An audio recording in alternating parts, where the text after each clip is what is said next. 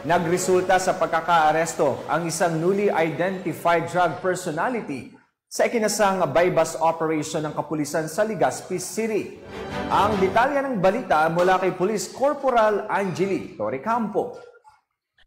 Estado ang isang lalaki sa isinagawang drug bypass operation ng pinagsanib na operatiba ng Legazpi City Police Station Lead Unit na pinangunahan ni Police Captain Balya, PDEA Albay Provincial Office at PDEA Legazpi City Office sa Purok 1, Barangay Bitano, Legazpi City Albay nito lamang Abril taong kasalukuyan.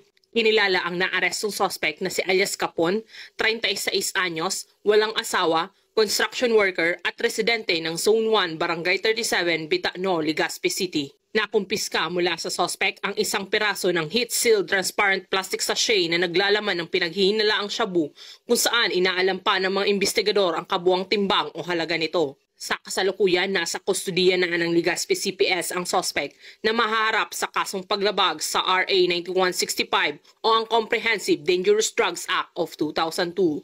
Naging matagumpay po ang ating bypass operation at isang barangay dito sa Legazpi City. Usado po natin na isang construction worker at the same time nagtutulak po ng droga.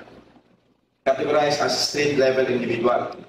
Nakarecover tayo from his possession ng shabu.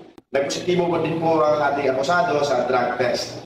Resulta po ito ng pagtulungan ng ating mamamayan dito sa Legazpi City para matulukan itong problema natin sa syudad patungkol sa legal na droga.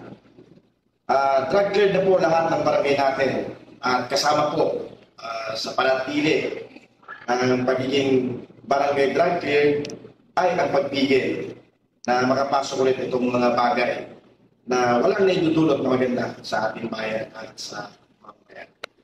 Ang pambansang pulisya, katuwang ang iba't ibang ahensya ng pamahalaan ay patuloy sa pagpapaigting ng kanilang kampanya kontra iligal na droga.